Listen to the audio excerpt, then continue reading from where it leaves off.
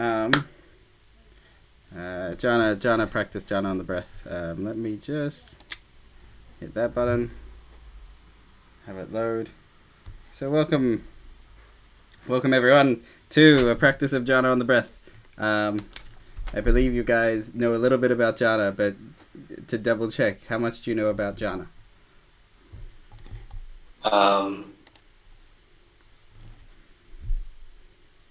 I don't know. I mean, I can't get lots of piti and sukha, but since I've done a lot of non-dual practices, I can kind of get into from the Jhana 3 and up to the Jhana 8. I can kind of get it while I'm walking if I just maintain the like what I say the boundless space as my object or the boundless consciousness. I can kind of maintain it, but I don't have much experience with it because I'm not so good at stable concentration practices. Like I get very dull and restless. So yeah, I don't know much.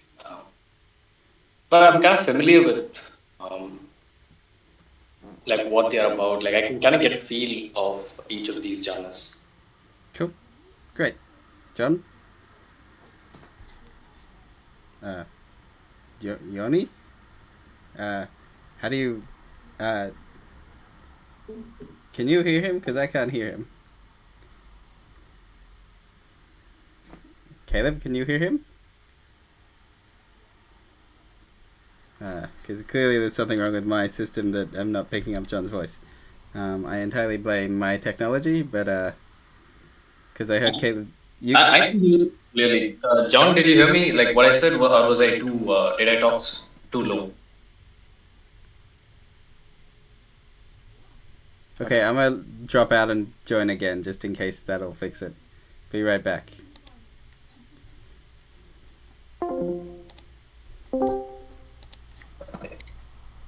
And here we are again. Say something, John.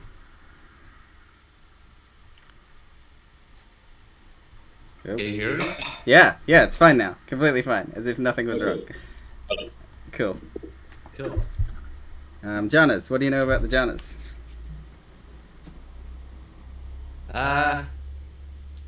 Well, I this year I've been practicing pretty much just exclusively shamatha. I don't get into jhana very often, especially after I did a small online retreat with Vincent, and after that it's been getting worse to get into jhanas.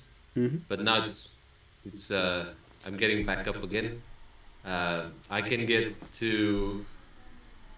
Well, I used to be able to to get to very strong PT on a consistent basis, um, and then I would on occasionally get to Jhana 1, and that's kind of it. I might have accidentally also ran into maybe Jhana 2 and Jhana 3 before, but it has been a long time because my shamatha has been quite worse ever since that small retreat, and now I can just get PT on my hands and I can spread it through my arms and that sort of thing, and I can get a little bit on my lips sometimes as well, and that feels pretty nice, but that's about it. Cool. So yeah. Great. And we've also run a little bit to the some time ago. Me and you, we ran into the fifth lit. Jana Lite. That was really cool. I like that. Cool. But we're gonna do that again, hopefully today. My plan is to go through all 8 and power through them and see where we get to. Hey, Natharis, is that how I say that? I hope. Did you wanna where are you at with jhanas? Do you know what they are? Well, I know a bit of the theory, but not really sure whether I've actually experienced any of them. I mean, I've experienced PT, but I haven't really gotten to access concentration yet, and so I don't know whether what I got was any of the jhanas. So. Cool. Okay. Well, we'll see where we get to. Sounds like everyone knows, the jhanas are just states. They are concentration states. There are 8 named ones for form jhanas and for formless jhanas. They're separated because the form ones happen in the body and the formless ones happen more in a like sense of conscious space rather than like very connected to the body. There are they are what was I going to say? All right, there are, you can go really deep, and if you go monastic you go like extra deep towards the like full immersion, no other thoughts, sensations or experiences other than jhana. And if you go shallow, which is what we're doing today because we're in conversation, you can like get the qualities of the jhana while maintaining conversation and being present to it.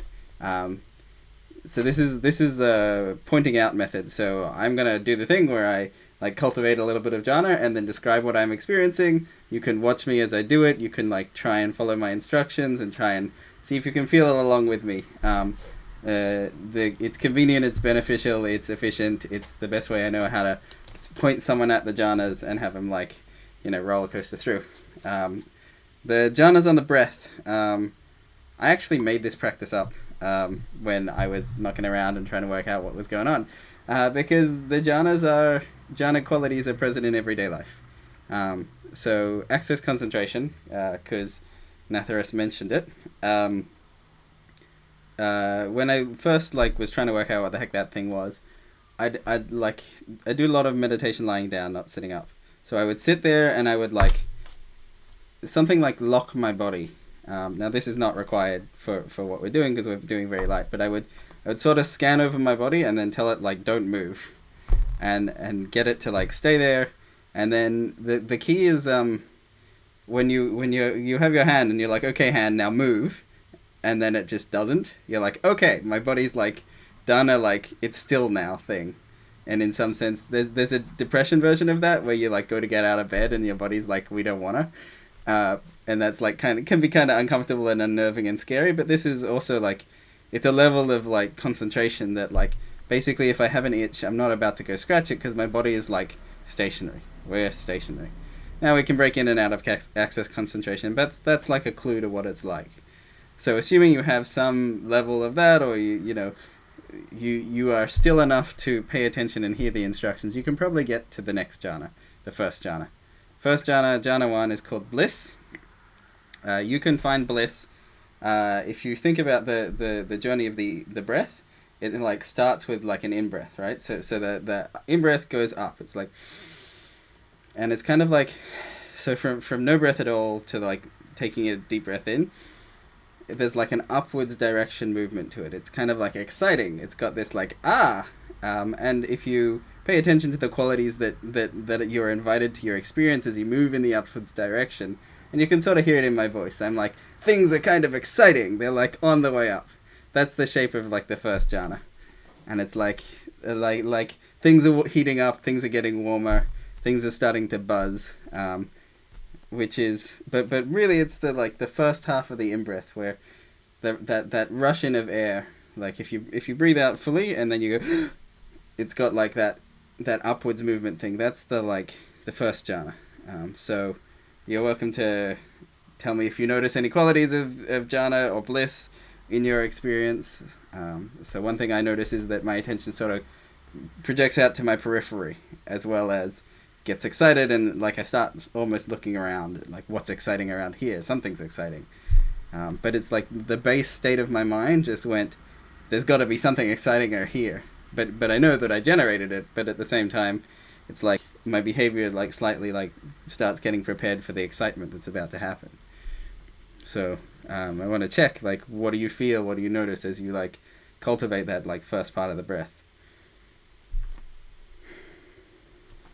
Feel free to maybe we'll go around, I don't know, jump in.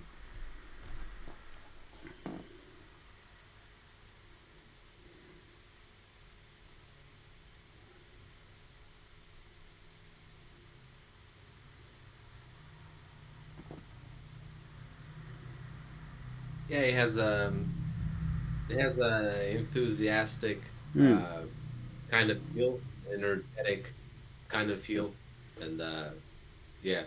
Right, it's this is let's jump into it, or let's I feel there's tribal drums going something's coming, something's happening. It's really quite this energetic things are building up. Like, oh, okay, we just have to sit in this for a couple hours if we're going to practice that one. Like, okay. Caleb?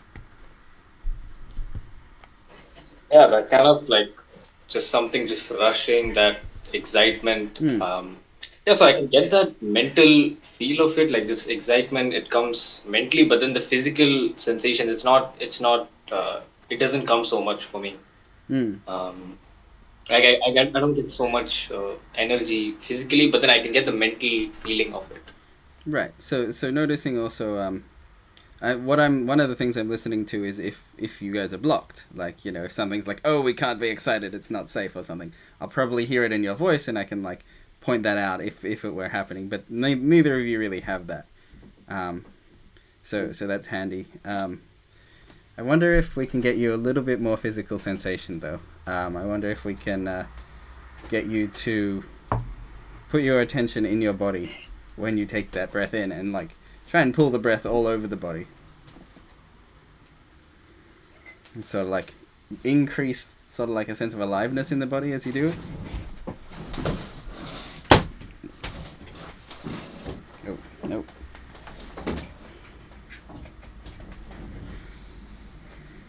Right, so things get a little bit lighter in like some sort of somatic sense of like lightness or brightness as well. I want to check with Natharis as well, see how you feel about the first jhana. Space qualities. Yeah, not completely sure whether I completely understand it yet. I mean, on the one hand, I try to understand the first genre a bit alongside how PT feels, but if I try to compare that how the description of the impress feels, it's completely different sensations for me. So it's completely different state of mind, kinda. John, did you wanna say something, John, or?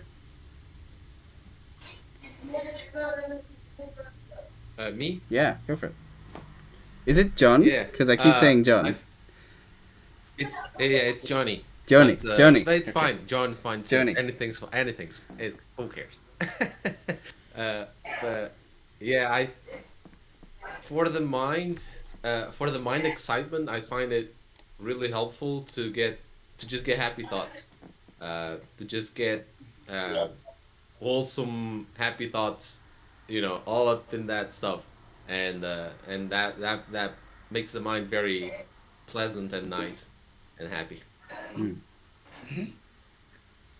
Yeah, Yes, I yeah, guess I understand.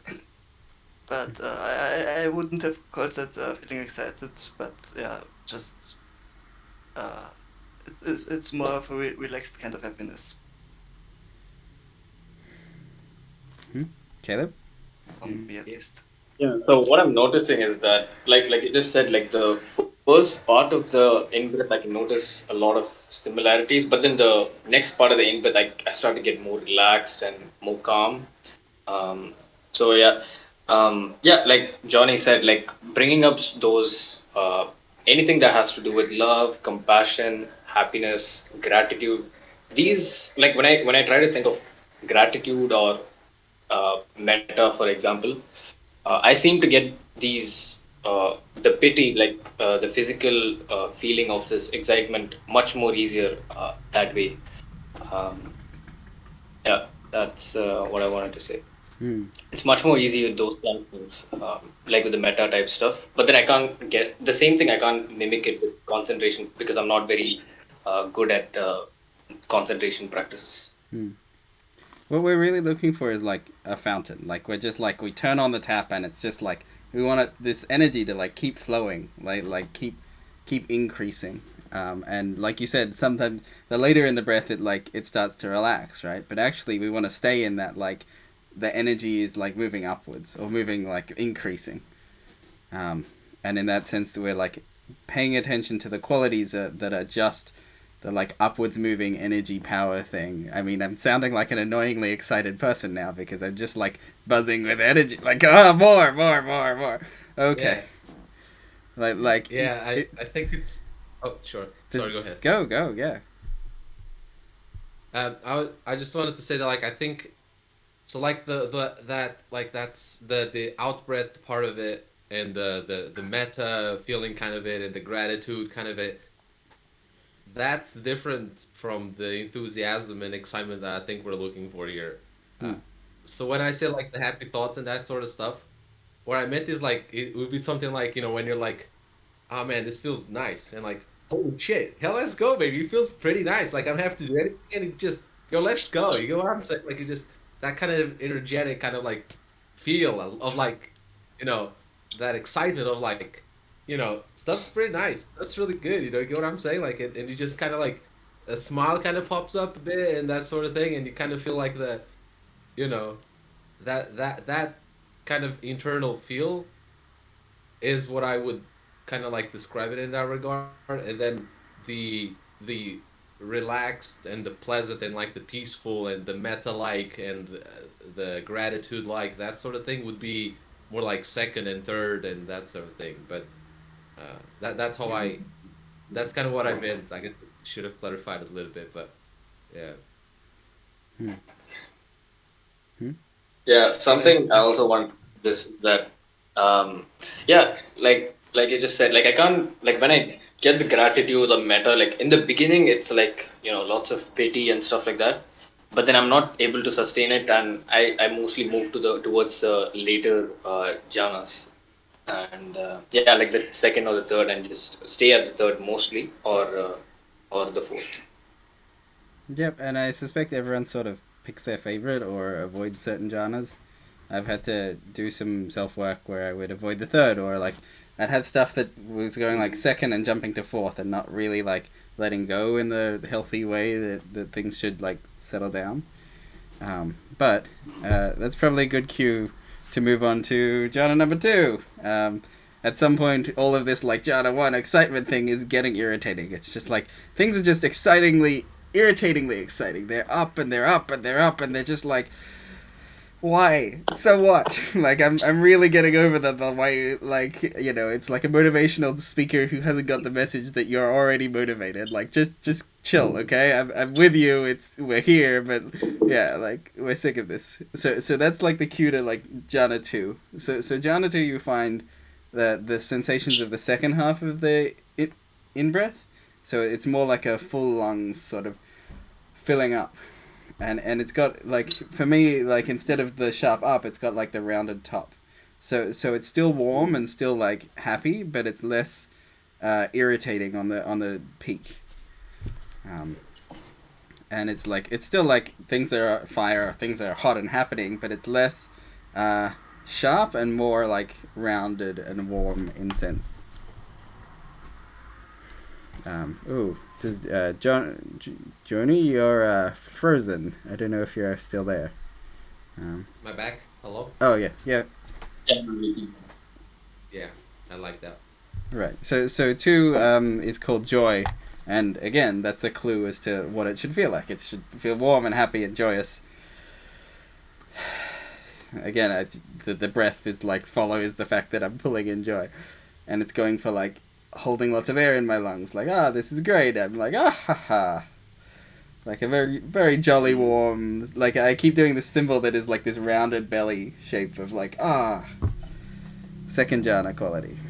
Um, but you can see if you notice other things as well.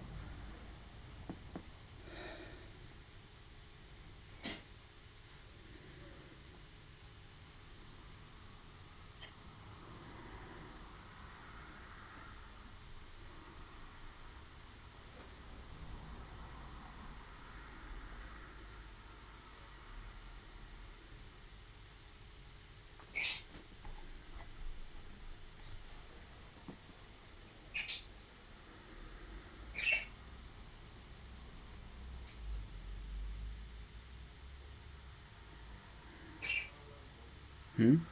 What do you notice? I think I'm very distracted. Sure. But yeah, these are being quite more difficult to grasp, I think, than that fifth genre that you did with me the other time. Uh, I suppose there's less of an actual like external stuff to point my awareness to, my attention to, that sort of thing, and then you know that kind of makes it difficult a bit, I think. Hmm. But yeah. Hmm. There's this requires like a leaning into it with the body, like the body to be joyous and warm and like Yeah. with it, and it's less like a mind thing and more like, you know, it's a form. It's like in the form world. Um, Mm. hmm. Caleb, what you got? Other than mute, yeah. Yeah, I resonated with what you just said. Like, the first jhana is like it goes very high. There's a lot of excitement, and then the second jhana, you kind of like take a roundabout. You kind of do that dip thing, and yeah, that's what it feels for me. I need to experiment more with this. Um, yeah, that's what I thought. Cool. Natharis, you wanna? Yes, I think I have understood a bit of which of the things I sensed relates to the first and which relates to the second. Yeah, I also agree. It's a different feel in the body. The first one is more the kind of I feel that more in the arm region, and the second one more in the back region. So the second one is more that what I would usually call PT. Mm-hmm. Yep. Good. Sort of there. It may help for Yoni and Johnny and in fact for all of you, I think, if you put your attention in your belly, around your belly button, in some of the Eastern practices, this is known as the hara or the third center or various other things. But there's something of a bringing you back, like into your body more when you do this. When you just put the attention in the belly, just hang out there for a bit. It like really grounds or increases attention to the body. So when we're looking for to get into the form jhanas, it's really like that'll help us into the body a bit, help us ground. And as I say that, like, oh, I noticed my voice got a little bit deeper as I like hang out with this. Like, oh, I'm really like I'm dropping myself down into much more into the body, into the like as on the ground as possible. Like I feel my voice echoing through a lot of more of my body when I do this. Right. So second jhana, it's still warm, right? It's still hot, and even like it's just a little too hot. Like it starts to get irritating as well, and that's when we want to like try out the third jhana. So the third jhana, I put on the out breath. So the start of the out breath, it's like a big sigh out, like it's like the downhill slope. Like we start to be able to let go, and obviously it takes more breaths. You can't just let everything out in the first breath. There's like still too much energy here, and so the next breath out, and then we're like gradually settling, like a couple of passes over the breath, and we start to let go of things, and my tone of voice is starting to change as I like I'm down regulating my experience now. Like, okay, let's let it all settle down. So whatever was up is now on its way down. And jhana number 3 is called contentment, which is, I kind of want to sit back and go, as I slow into that like energy flavor.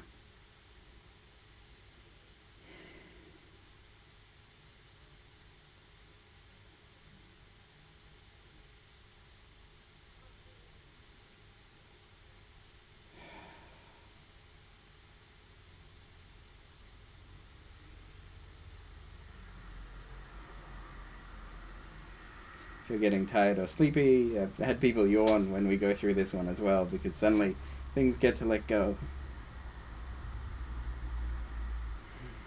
How do you feel it, or what do you notice? There's a bit of a sense of heaviness, especially in the arms, and the tingling that I felt in the back is almost disappeared, and instead I feel a bit of tingling in the head. Yeah. The tingling, if you sit here long enough, I think the tingling should like sort of disappear on its own. It'll all settle down. Yeah, I feel that this jhana is just, it feels very fresh, very pleasant. You feel really satisfied. Like just like how it is to watch nature. You're just so satisfied. It feels very pleasant. You feel very connected. But then that tingling and that excitement feel is completely gone. You feel quite calm, quite satisfied.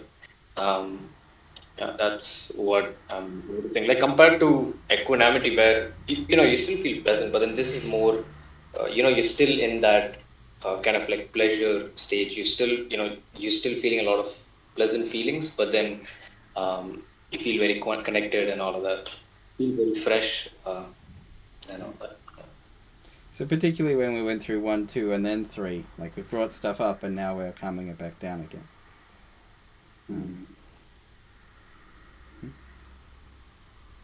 Johnny? Yeah, I think yeah, it's a very peaceful state. Very it's a lot more quiet, quite quiet, and it's very relaxed, and things are just fine. Kind of feel. Yeah, things are just fine. They're not up, they're not down. They're like, yeah, okay, cool. Let's be chill. The interesting thing is, if we stay here long enough, it also gets irritating to be here. Because there's still, like, it's like, things could be quieter, but there's this thing that keeps going, like, things are fine, things are fine. I'm like, just shut up. Like, why are things fine? They could be less loud than fine, We could just actually get to jhana number 4, jhana equanimity. Right. So that's the, like, if we keep following the breath and we go, like, start paying attention to the out breath and the end of the out breath as we, like, drop off. So as I've let out the, like, sigh of relief, and then we keep going, right? We drop into the nothingness at the end of the breath. And it's really like, oh, there's nothing going on here. It's very chill. There's not even a thing saying it's chill here. It's just like, okay, this is what it is. So there's the equanimity at the end of the breath.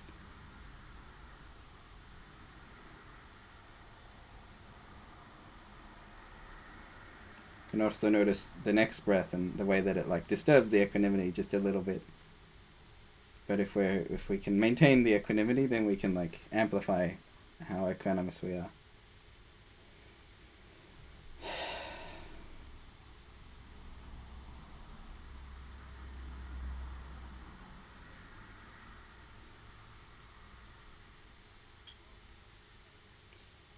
There's a cool practice here. I call it the last breath meditation, where imagine this is the last breath. You're an old grey human and you're taking your last breath of your life. So you can take a nice breath in and be like, oh, all of the bullshit that I've been worrying about forever, I can let it go because I'm about to die.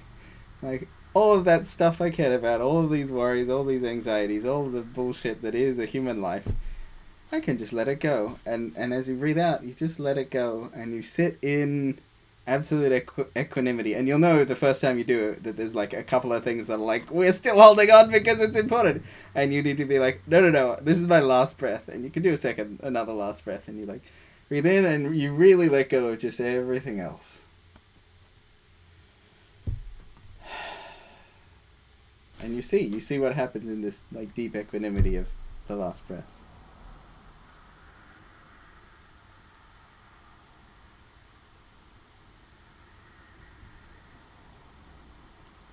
So provided you can avoid not breathing, so if you try not to breathe, then you'll create tension, and if you try to, like, breathe on a schedule, then you also create tension. But if you can just let the next breath come whenever it wants to, because we're not actually dead yet, that next breath can often be, like, very, very gentle. It's very much like the body just breathes itself. Like, remarkable how peaceful. And then you can be a mind witnessing the body doing the breathing for you. It can be a very nice place to experience.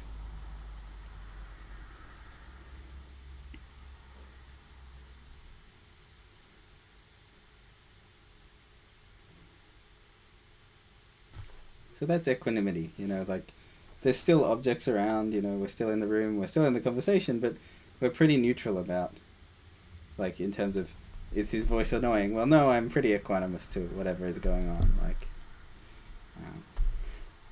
to check in, how are you going with number 4?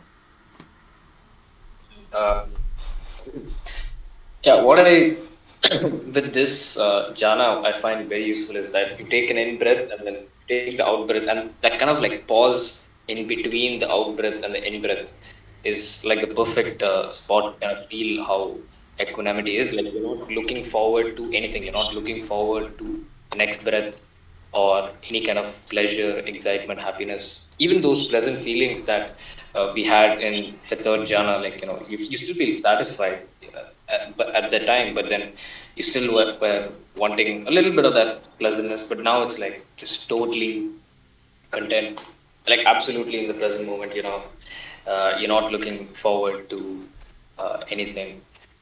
Yeah, that's how this one feels to me. Quite interesting. Very quiet. The third one felt kind of neutral, and now this feels like letting go of a lot of tension and feeling the shoulders drop, and yeah, simply relaxing. Yep. Yeah, and what you just said, like the last breath thing, like it's your last breath, like you have nothing to do, just completely dropping all effort to control anything. You're just totally content. Yeah, that's how I would describe this.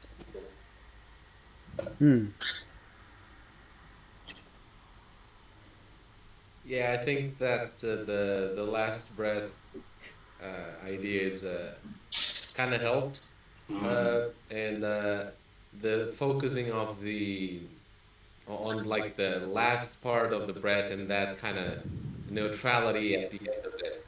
That it certainly has a different tone than the rest of the stuff we've been doing here so far. And I think this was actually the one that I could I think kind of get the feel of it more than any other one so far. So that was cool. Good. Well, from here we go to 5, right? So 5 is the first of the formless ones. I've already given you only this instruction once before, but so for this part, you need enough equanimity to sort of get here. We're all pretty chill. If you were like having a mental breakdown, I wouldn't try and get you here. I'd like first calm you down, regulate all the rest. But from here, jhana number 5 is called Boundless Space.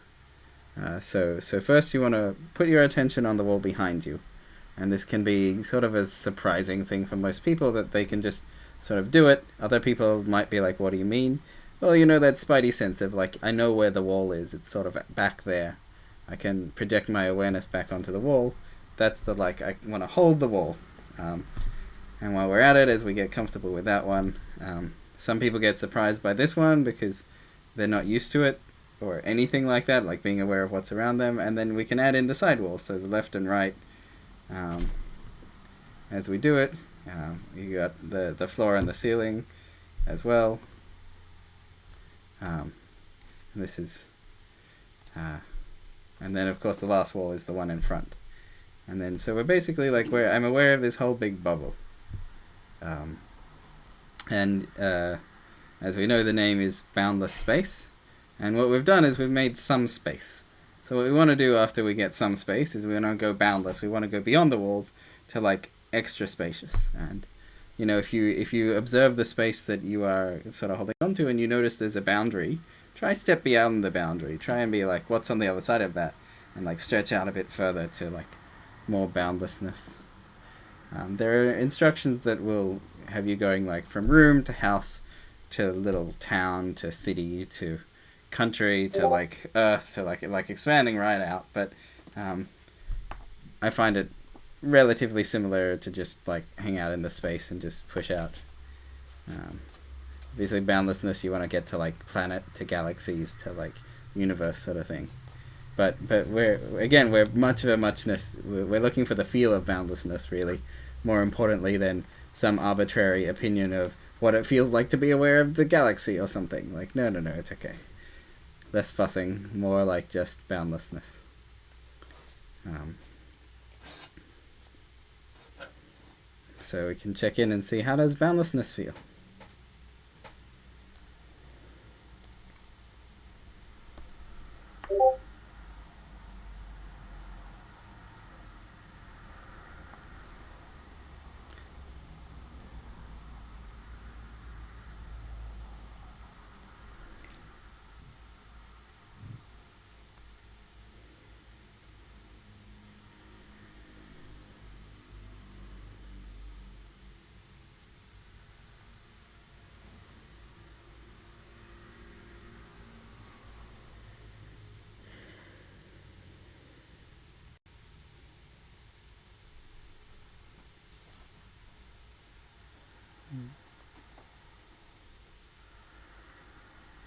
Hmm?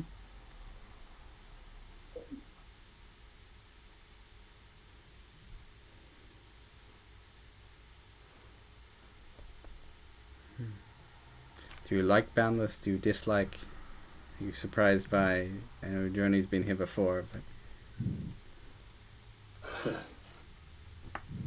I'm a fan of this one. you're a fan. Good, Caleb. Yeah, what? I didn't hear what you said. Do you like this Jana or Uh, dislike? No, I mean, I didn't hear what Johnny was Oh, saying. yeah, I just said that I like this one. This one Yeah. feels very it feels like my as if my a field of uh, tactile feel kind of expands, and I can like instead of just being limited to this body, like I'm like I my body literally like becomes the room kind of thing, and what it feels like my I expand. Yeah, I like this one. This one feels really nice.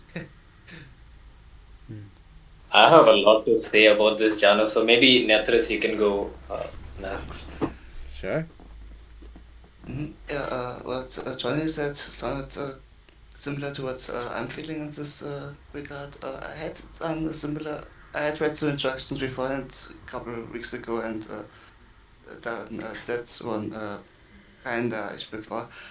Um, and basically feels yeah. First, you kind of build up the sense of the world around you, and then you basically let go of the sensing, so that I mean, usually you first feel your body. Um, in normal awareness. Um, then when you go with the instructions, you first build some sense of what's around you and thereby expand this, and then you simply let go of this as well, so that it's kind of yeah, simply like stopping sensing boundaries. Yep. Good. And to add the comment, you sound like everyone sounds like they have the spaciousness quality to them, and while we're here, we can also play with like bringing it back in. Like, what if I reduce my boundlessness and then expand it back out? Like sometimes we end up in modes where we're like stuck somewhere, so it's interesting to expand and contract and to play with where the bounds are. Caleb, what do you have? Um, yeah, so this Jana, I'm actually quite familiar with it. Even before, yeah. So I was reading like Thich Nhat Hanh, and he was explaining this about emptiness, like how things are interconnected and all of that. I really resonated with in that time. And I was able to feel very spacious, visualize myself as the entire earth or the ocean or something like that. So I was able to get into, and I really liked it. And at first, it was very, like, it was mixed with love and compassion and joy and like a lot of, love emotions, I guess you could say. Then later, as my practice progressed and I was getting more and more insight, I became slowly more and more calm and more equanimous. And it has kind of been my, like this jhana and equanimity has kind of been my base state, you could say, for like the past couple of months. But um, yeah, so what I was wondering was that um, it's much more easier for me to do this while I am walking, but like to completely get very boundless and all of that. But yeah, obviously, like as we need the equanimities, like if I notice any slight bit of slide, I just simply can't get to the jhana.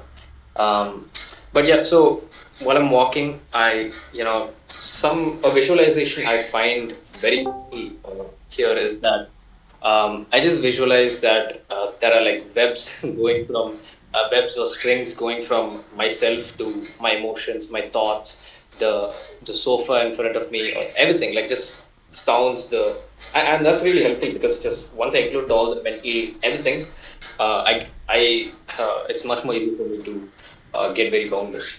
Um, yeah, so yes, my question was that, uh, but then like while I'm walking, I'm able to maintain this for long amounts of time. But what I notice is that, like I still have a certain level of form, and but then I know that like it's formless, but then I feel very light, like I feel like a feather or something like that.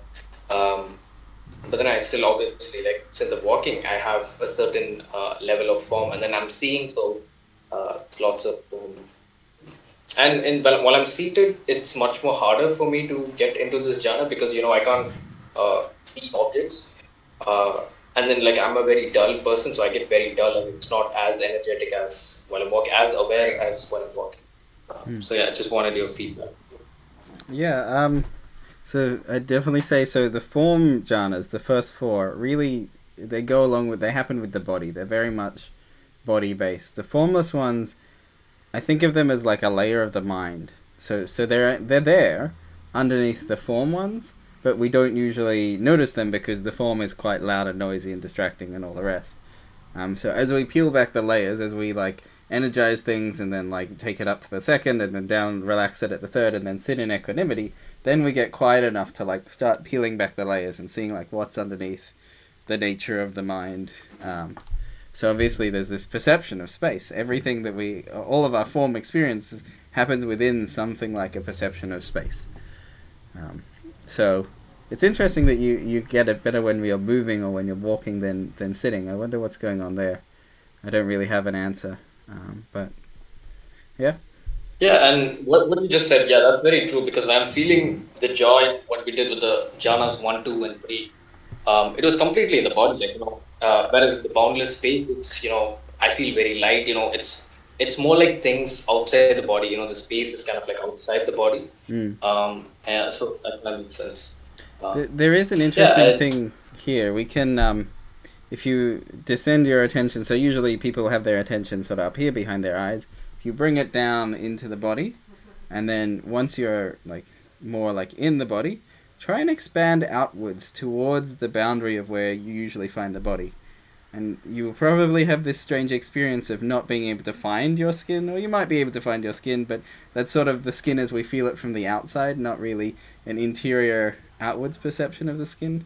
And you can make space inside the body space, which can be surprising to like have space in here as well as space boundless out there, boundless in here. so like shifting your center from behind the eyes to the stomach or something like that. Mm-hmm. Yep. And just so the descent and then the expansion. And curiously, there's an interior boundlessness as well as an exterior boundlessness. Yeah, that's actually quite interesting. Right. Uh, I'll reply that and report back. There's it becomes Okay. useful when we want to like use some of these states and capacities to work with our psychological stuff, to have space from which we can observe the stuff, and space for the stuff to like grow and expand and like sort itself out and settle. Um, but the two spaces, and it's kind of weird that there are two. Um, and Yeah, that's actually quite interesting. I'm just, you're quite familiar with identifying with the thing behind your eyes, but then now as you're in the belly, you're like, oh, that's above me, and that's not really me. Uh, that's actually really useful. Yeah, I can see why it's really useful to kind of not identify with things. Uh, yeah. hmm, Right. So I want to say for Sanjeev, who came in here late, we did the boundless space of putting your attention on the walls in the room. So the wall behind you, either side of you, floor, ceiling, and then lastly the one in front of you, to get like a bit of space and then expand beyond that to boundlessness of space. And that brings a sort of mind state of, I guess it feels a bit floaty at times. Can feel like airheady or spacey. Can be surprising for if you've never been there. And then eventually it becomes the new normal if you practice it enough. And then you always like, one of the things I like about the space is, you're in an argument with someone and instead of like, it hits you in the chest, you're like, the stuff can just like sort of land next to you. You can be like, okay, he said something mean, but it's like, didn't really hit it hit the space. Which is it's kind of nice. You can make use of the space to not take it personally.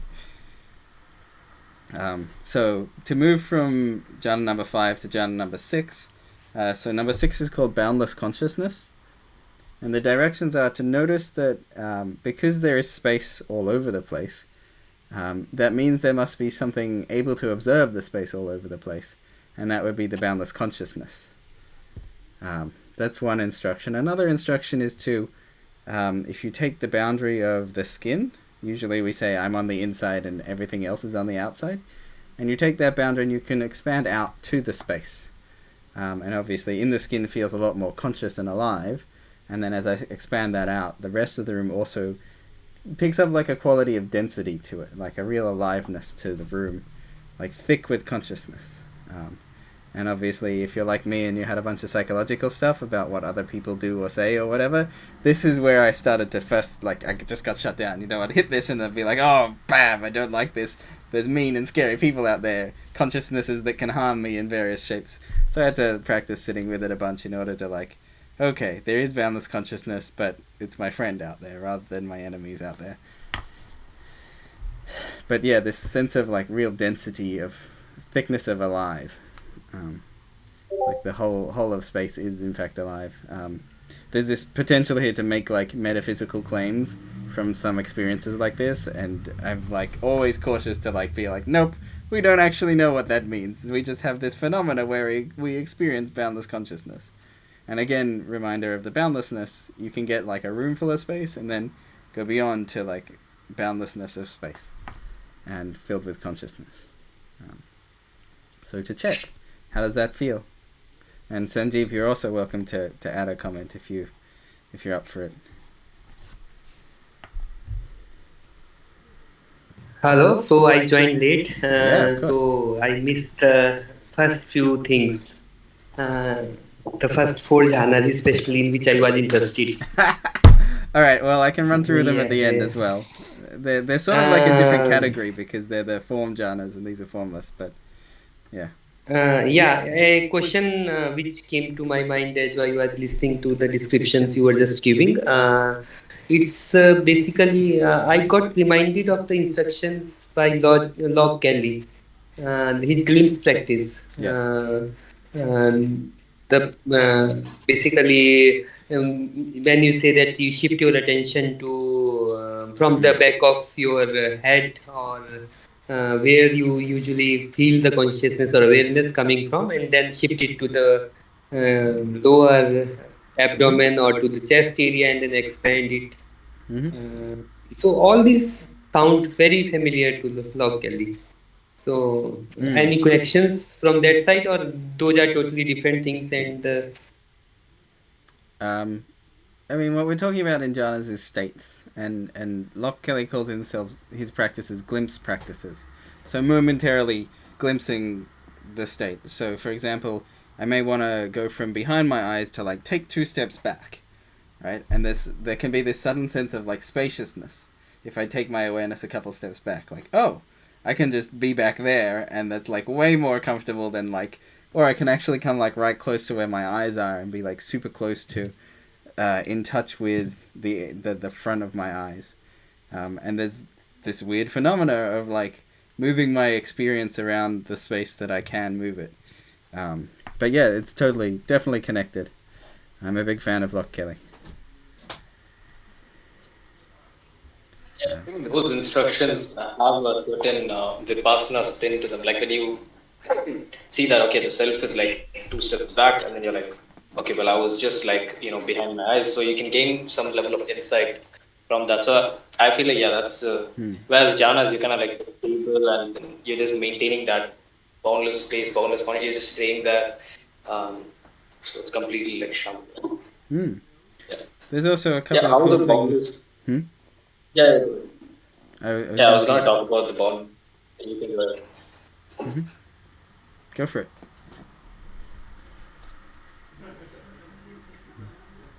Um, some cool things you can do. Since we're in boundless consciousness, we get the chance to notice the other humans in our bubble of awareness. And oh, that thing over there is also conscious. That's kind of cool. It's not just me, it's you as well. Um, so I get to and of course, if we're going to do some glimpse practices, take my awareness and put it over in that person looking at me. Oh, I'm now that one looking here.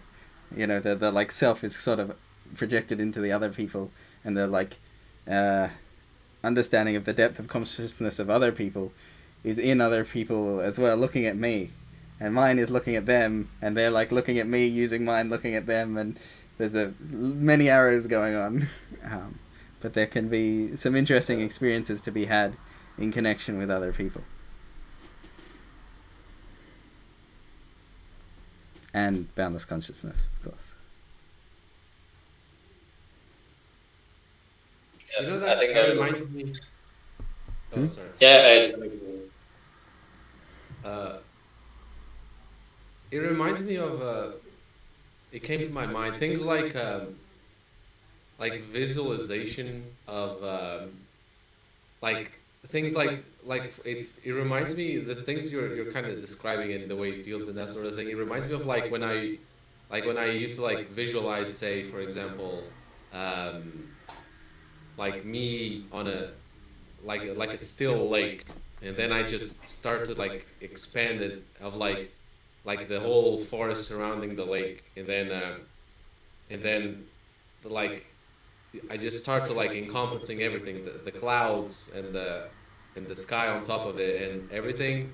And then it reminds me that there is a kind of stuff that is observing all of it and all that expansion as well. And I'm wondering, would that be kind of like what you're describing here for the sixth jhana? Right. Yes. So the way that you describe expanding and including the trees and the clouds, that seems like a spaciousness, and the observer seems like a boundless consciousness. Number 6. Yeah. Okay. Yeah, I'll have to work on that. Play with it. Yeah. The fact that we can play with the jhanas while in conversation, excellent. You get to try them on, play be like, that's a bit weird. Why is there a big thick thing over here or something? Yeah. Okay, what I noticed about this, so boundless space is, even though you're very spacious, you still feel like you're observing something. But whereas with the jhana 6 is like you're observing the fact that you're observing.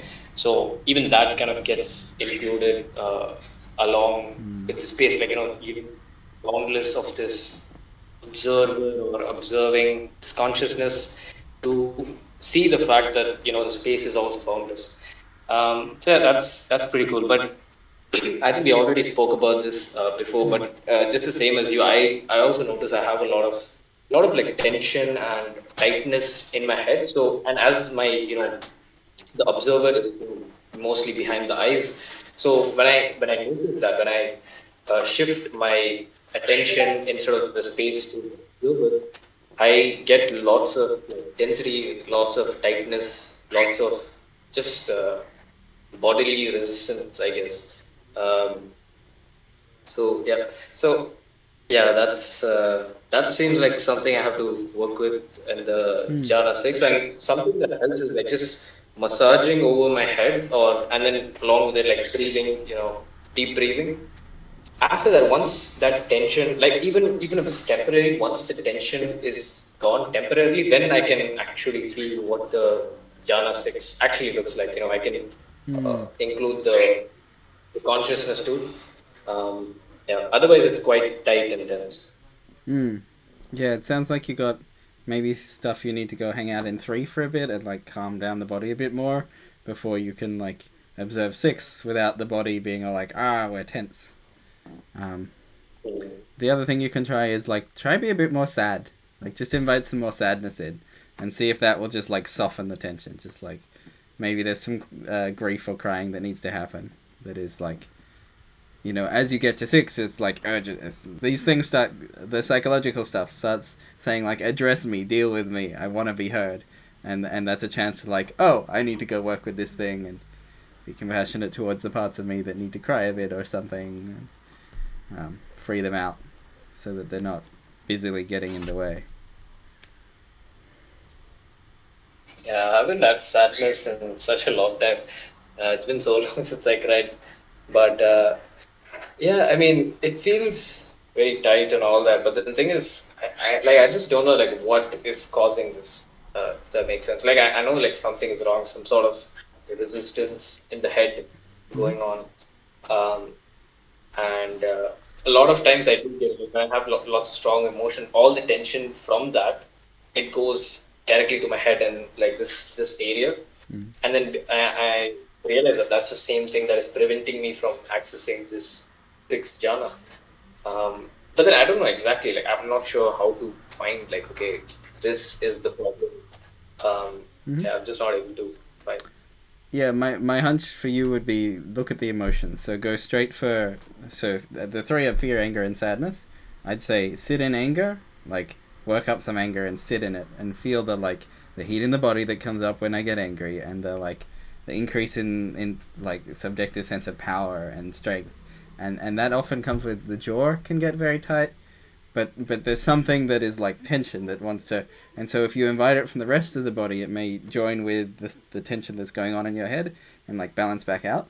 And then the sadness as well, if you are done with it for whatever reason, the sadness will then relinquish and soften as needed, and then all of that tension can actually release.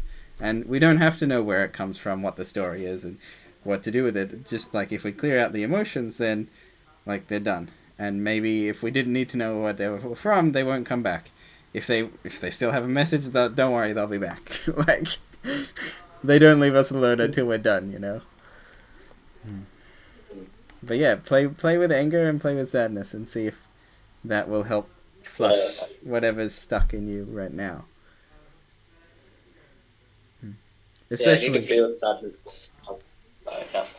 if Yeah, you thanks for the recommendation. yeah, if you can make those into your friends for your anger and sadness, like so much of the world doesn't bother you anymore. Like things that you used to fear, oh, that's just very helpful that you now fear them. You recognize your fear, and things that used to make you angry, that's just very helpful. You recognize like what you care about and what you the desire to protect yourself, or various versions of anger and sadness as well. The things that you need to let go of, you recognize that very quickly, and it's easy to let them go. Anyway, I recommend it to many people. Try out those 3 emotions and try individually, sit with them, hang out with them, meet them, get to know what they do, and stop being like living in the prison of like where my emotions say I shouldn't go, because that was just some sort of conditioning that I built from the past. So I need to meet that and double check that they're in the right places, because believe it or not, often they're not. But yeah, that's also boundless consciousness for me feels like the psychological stuff I have with other people hangs out there, because as soon as I start to acknowledge and become aware of the consciousnesses in other places, that's when I'm like, oh, those mean people over there, and sometimes the memories come up, or the, and I'm like, oh, I have to work with that and deal with it so that it's not constantly on my mind, or like distracting me, or like, oh, what if I meet someone who is like that other mean person, I'm going to judge them instantly, like they just look like them or something. I've picked up some sort of psychological crap that I need to sort out so that I can be a fully equanimous person and compassionate and joyous and all of the good things. But that's 6. Do we want to go to 7, or did Natharis want to say anything here? Yeah, I guess I can also say a bit about it. I've been kind of thinking about how these jhanas relate to everyday state of minds, because I mean some of those things, I mean, having your perspective, your center of awareness not in your head is something that can also happen during the day. But I mean, it's something that you don't usually pay attention to or keep up for long. And doing this intentionally is interesting. And what I found particularly interesting now regarding what Yor mentioned is basically it's this kind of looking at your how your self feels from outside, and so basically feeling the tension in your body, not from within, but kind of as if you are looking at it from the outside. That gives me a bit of a new perspective on how to use this kind of state of mind. Nice. Great. All right, 6 to 7. So Jhana 7 is called nothingness, occasionally called boundless nothingness, but generally points to that sense of nothingness. Nothingness doesn't really have space in it anymore. It's just nothing. So we've gone like another name was at the base of boundless consciousness. So it's like substrate. There's like a layer of dirt here, and then we take that away, and there's another layer underneath. So it's the layer underneath is nothingness. So underneath boundless consciousness is nothingness, or so that's one way to think. Like underneath it, it's really like nothingness is unremarkably nothing. Like, you have a bucket full of sand, you pour the bucket out, and now there's nothing in the bucket. It's not like a secret. It's like, yes, there's air in the bucket. Like, don't be stupid. But there's nothing. There's no sand in the bucket. It's nothing there. The other way to notice it is if we're in boundless consciousness, it often feels like it's out there or like peripherally. Daniel Ingram called it like a donut. And then in the center feels like there's less of something than there is out there. And that's like, if you notice the nothingness that is, or the lack of consciousness, you can like switch to noticing the nothingness that's sort of everywhere. And nothingness for some people can be kind of scary because they have attachments to life and everything, and so if you just recognize the nothingness underneath everything, you can start to have a crisis of meaning or a crisis of what matters, because everything has actually got nothing underneath it. But if you do this sensibly and you're just like, oh, it's just nothing, there is a bunch of nothing, okay, then we can get used to it, get comfortable in it. It can be very freeing, all that suffering has just nothing underneath it. There's just nothing there. Nothing can feel kind of empty, but even emptiness is a bit more of a phenomenon than nothing.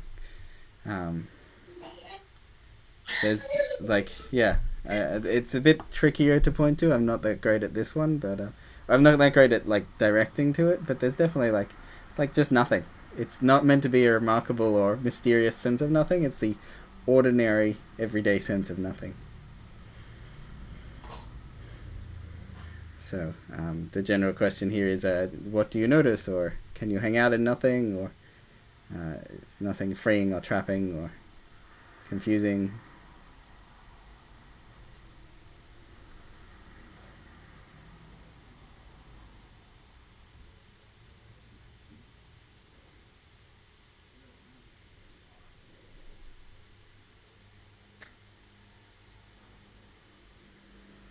Yeah, I have something to say. Yeah, sure.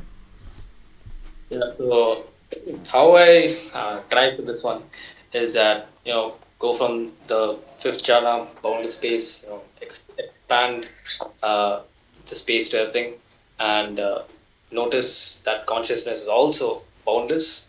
And what I noticed that in this case, like, consciousness, space, all of these are like things that are mental and that get reified. So I kind of noticed the uh, emptiness, or the fact that they are not a thing of a concept by themselves, and that, like, I just noticed the fact that the perception of the boundless space, the consciousness, all of that stuff, um, and that gets me to very, what do I say, uh, non, like I don't reify anything. I'm resting in a very calm, equanimous state, but then also that space, that space or consciousness, it's not given a name to it, if that makes sense. Mm-hmm.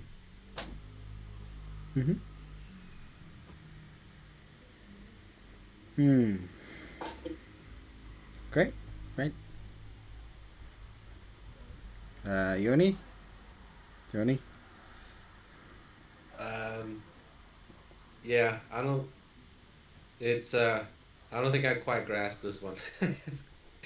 So I don't think I quite get this one. So I'm having a bit of difficulty Right, in so that so you sense have like a because it always confusion thing feels. going on, right?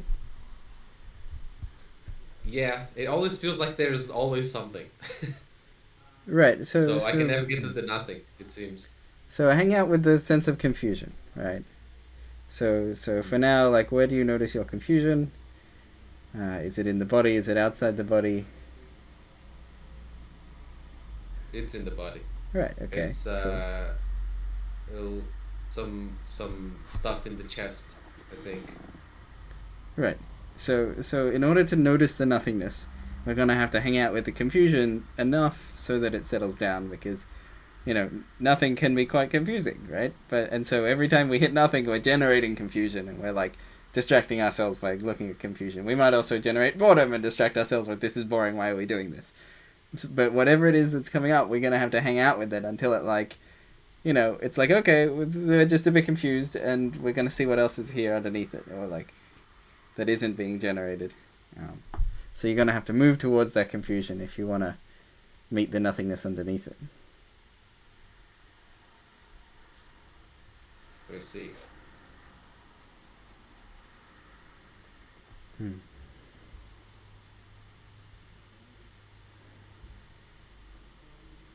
Right, bit of scary under there. Got to move towards that one as well.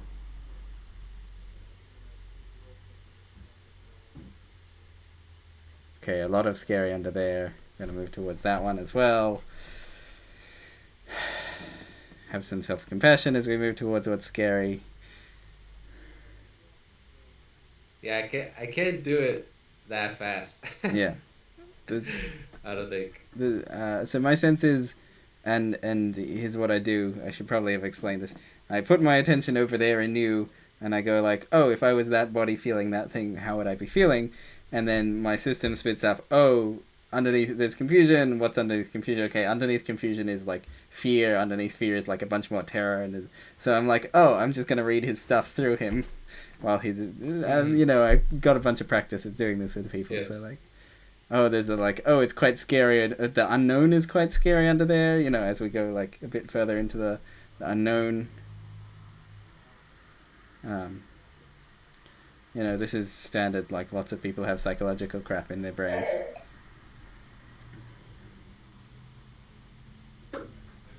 And there's a bit of shame there about, I'm reading you off like a book, and you're like, oh no, he's reading me, like, whatever, it's fine, like,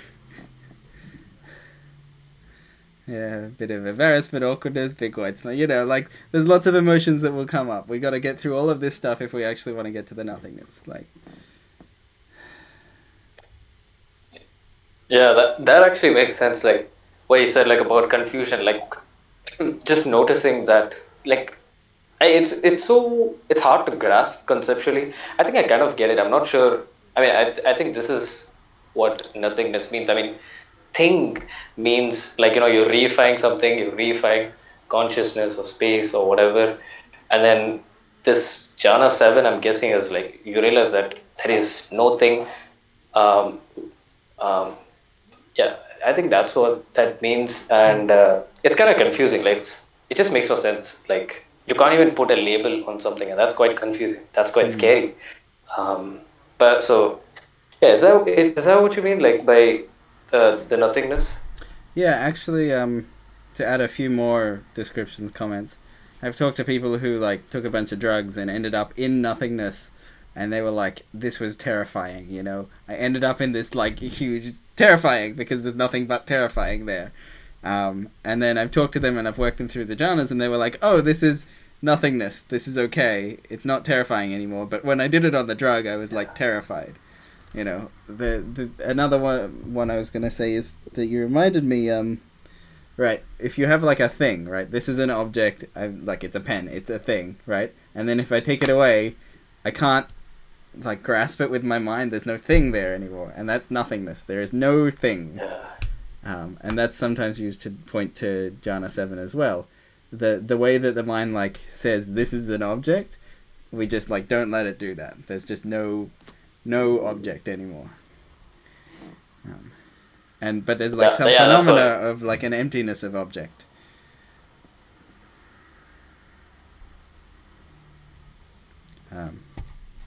Netheris, did you want to? Not completely sure whether I'm grasping it either, but this picture you gave us to imagine like a donut shape, like there's denseness around the perspective from where one edge observes, but less density in the middle. That helps a bit because that basically is then like the nothingness is where you are at, and since you can move your perspective to anywhere where this perspective is at, there's nothingness. Yep. So the other thing you can do is you can try and go deeper into the nothingness, and you go from like, oh, there's still a bit of consciousness to like, woof, there's just nothing and nothing, and like it gets more nothing, surprisingly. And so you can, try and get a little deeper and see if you can like really be quite nothinged, which again can be confusing. Yeah, that was quite interesting. Like what Netheris said, like looking at it as kind of like a perspective that like whatever you see, you're obviously gonna see form. Like I'm gonna see the sofa in front of me, like whatever. But then you see that like that thing called a sofa is, it's a concept. It's it's a label that your mind put it on there. But like just resting in the fact that it's just not a thing. So yeah, just like truly, just absolutely no concepts, no labels, just resting in that feeling. Quite confusing. Does it feel like because like what Caleb said, like we can do that with everything, right? We can do it with the whole world at that particular like at the same time. So like that, does it feel? This is probably contradictory, but like, does it feel like vast or not vast, but like just big? I don't know how to. Right, so the interesting thing is we've already shrunk past space. Like we did spaciousness, right? Yeah, exactly. So there's I'm like still stuck there. a sense of nothingness without the space. There's just like there's not a space filled with nothingness. There's just So it can't be the nothingness, right? It can't be big or anything, right? So it's beyond that. Yeah.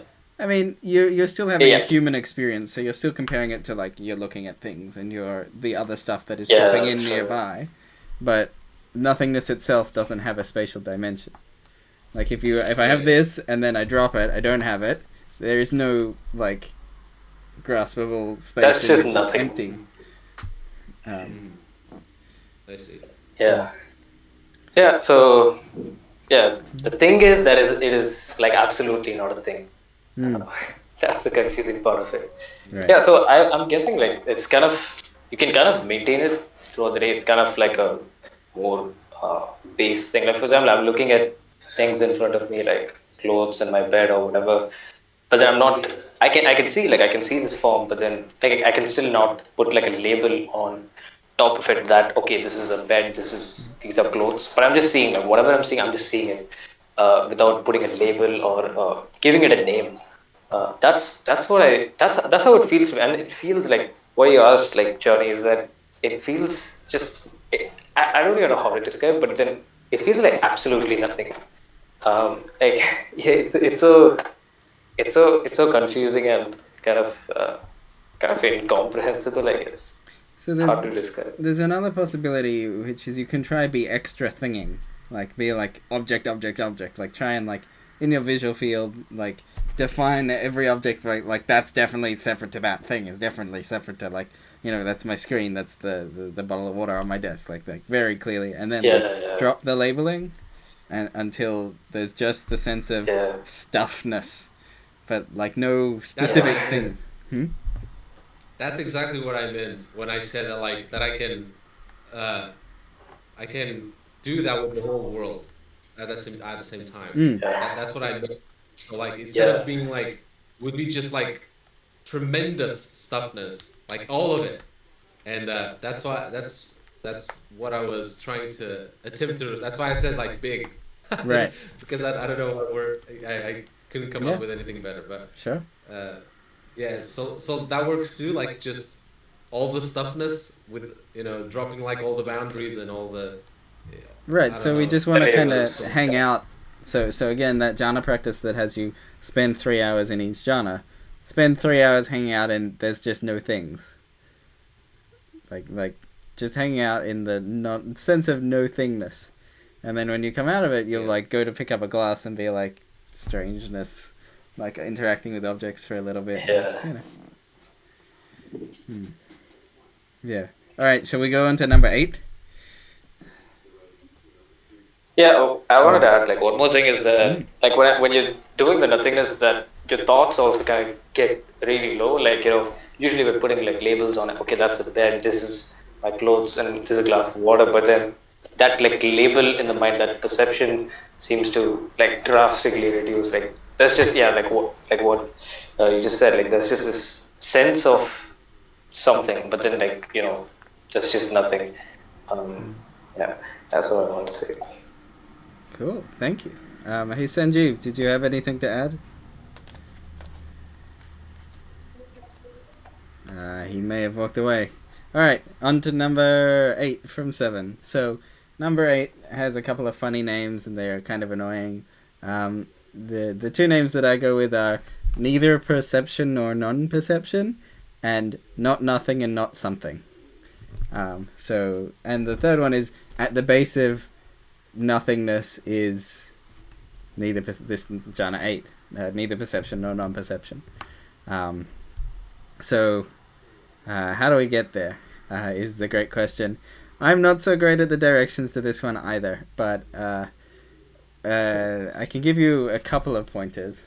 One is if you close your eyes, you'll notice that there is a lot of black going on, and then you'll also notice like there's some white stuff going on, right? And there's definitely not a clear white thing, and there's definitely not a clear white thing. Like there's neither something and there's not nothing either. And this is a sense of the in-between space between something and nothing. So that same sort of white noise phenomena, like if you imagine looking at an old CRT TV, you might see the fuzz, or if you listen to a radio that's got the audio fuzz, like it's not, the radio might not be saying anything, but it's also not saying anything. It's this in-between state of neither something nor nothing. And you can have that same phenomena through all of your sensation doors. So your vision, your audio, your body, your taste and your smell, like that you can smell something, but you can't smell what it is. Like it's not a thing, but it's not a thing either. And if you can hang out with that, that sense of the fuzz, of the lack of clarity between what is definitely in my visual field and what is definitely not in my visual field. If you want to see auras or some of the weird things you can get if you look at people's energy things, they sort of appear in the for me, the white noise of my visual field. As I'm looking at someone, around them will form sort of a halo of, it's not like I'm seeing something, but it's not like I'm not seeing something either. There's just this strange thing that appears around them. And look, I'm not very well trained in that, but people really do read a lot out of someone's colorful, magical aura. But you really need to let yourself hang out in this in-between space. Neither perception nor non-perception. It's not one or the other, it's somewhere in the middle. So I can describe, as I turn myself towards there, my visual field just has more noise in it. My body and the sensations in my body just go to fuzz. It's not hot or cold, it's temperature. It's also not so if I would go rough or smooth as well, it's not clear where each one is. It's just a bit of a noise. Hot and cold's obviously easy because everyone's done hot and cold before. You have a question, John? Yoni? Go for it. Yeah. would it be fair to also equate it to like that sense of like hanging around in between the state of sleep and the state of wakefulness? Because I've kind of like what you're describing reminds me of like yoga nidra Hmm. and of how it feels like, and I don't know how to describe that at all. So, Right. Yep. but That I would say that's similar. With some practice, it also gets easier to hang out there and easier to notice the qualities of what's going on there. And it does certainly feel like having, I spent a few hours sitting in it today. It feels like that's like a very deep substrate of the mind on which other stuff is built and all sorts of layers of stuff happen. So on that is the nothingness, and on the nothingness is the consciousness, and on the consciousness is the space, and on the space is all the form. And then there's me like worrying about what I'm going to do tomorrow, or like who I'm going to talk to and stuff like that. But it really does, like, the agitation starts all the way down in this like neither perception nor non-perception experience, and trying to become equanimous to what is like a bit noisy and definitely not nothing, but definitely something either, and like hanging out with like deep shapes of thoughts or something. Um, it's trying to get into some kind of solidifying stuff, right, trying to become and clear. no, You know, yeah, when the Judeo-Christian Bible is like, before form, before there was the world was like filled with emptiness. Like, we're having this experience that's very much like that, these higher jhanas, where and then we, night and day, and like form started becoming real out of the narrative of, yeah. Anyway, try not to jump too much into scriptures, but there's some sort of phenomena going on there where it seems to relate to the map of the jhanas. Um, Okay. I guess I'll describe my experience yeah, go for it. myself. Okay. Yeah. So what I'm seeing right now is that, like, I'm in this call. Like, I see a phone, and I see Johnny. I see hello, and so compared to the previous genres, like if I'm at genre 1, 2, 3, 4, 5, whatever, like I kind of put a label on it, right? Like it's a phone. There's Johnny and whatever. But with nothingness, it's like I'm just sure, like, okay, no, there's just nothing. There's no Johnny. There's no hello. There's just nothing. Like, um, but like with the Jana 4, it's more of a, well, I mean, it's not a thing. Like there's it's more of a maybe or maybe not. Like compared to nothingness, where you're like so sure, okay, there is absolutely no one on this call. There's just nothing. Whereas with this, you're more like, well, there is no one, but then also there is someone. Like, you're just not sure. You kind of like, it's more of a maybe or maybe not. Um, yeah, that's how I see it. Like, you're just keeping a very open view. Like, with the nothingness, it's like you've cut off all things. Like, you've stopped reifying absolutely everything. But still, you're reifying this concept that they are empty or they are not a thing. But then with this one is like that final layer of reification. You stop that too. It's like, yeah, there's just absolutely nothing. But then also, even this is, empty. Even this is like, it's a it's not a thing. The fact that it is not a thing, um, yeah, I don't know if that made any sense. It made some sense in my mind. So, Mm, uh, good, good. Natharis, Sanjeev, did you want to add some comments? Yes, I mean, what you mentioned in regards to this being a state close to when one just woke up or is about to fall asleep, that reminded me a bit about uh, when you're simply looking at something and not paying, not categorizing what it is, but simply yeah, having the perception of the colors, shape, and so on in your awareness or attention. Um, I think that goes a bit into what that Jana is like, and I mean that's also something that can happen when you're still half asleep and yeah, looking around and uh, the categorizing is not really booted yet. Um, Mm-hmm. Yeah, but I don't know whether Yep. I'm just guessing around or that's what you are also referring to. I mean, the way if you really don't, or you're skeptical about which jhanas you're hanging out in, just go spend a bunch of time in the one before it, and then you'll find yourself in a confusing space that you don't know about, which is the next one, and then you'll after a while you'll be like, oh, this is the next one. I've been doing this for ages. I knew this, but like it has to like come as an annoying realization that you didn't get it, and you were very like with 8. I was very confused for ages. I kept trying 7, and then being like, I don't really get what 8 is, and then eventually I hung out in 7 for ages, and I was like, oh, that's what they mean. They mean the noise that I've been ignoring. That I've been all like, what am I even meditating on? What the fuck is going on?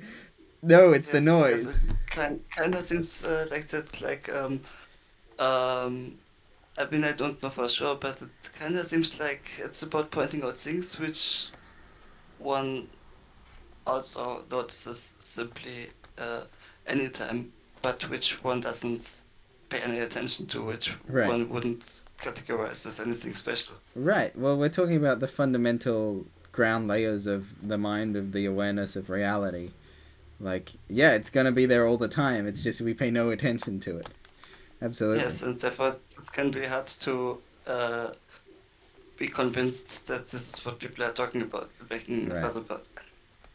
Right, but we really are talking about the boring sense of like fuzz, you know. But actually, the fuzz is distracting. You know, it keeps you off task. Like you'll be doing something and then you'll like fade out and stare at the wall, and there'll be fuzz going on, and you'll be like, oh, but I've been doing that forever. That can't be 8th jhana. Like, oh no, but it might be. Like that fuzz. Like, what do you think that fuzz is? Like Western psychology never tried to study it. Like Eastern psychology is like, oh, that's 8th jhana right there.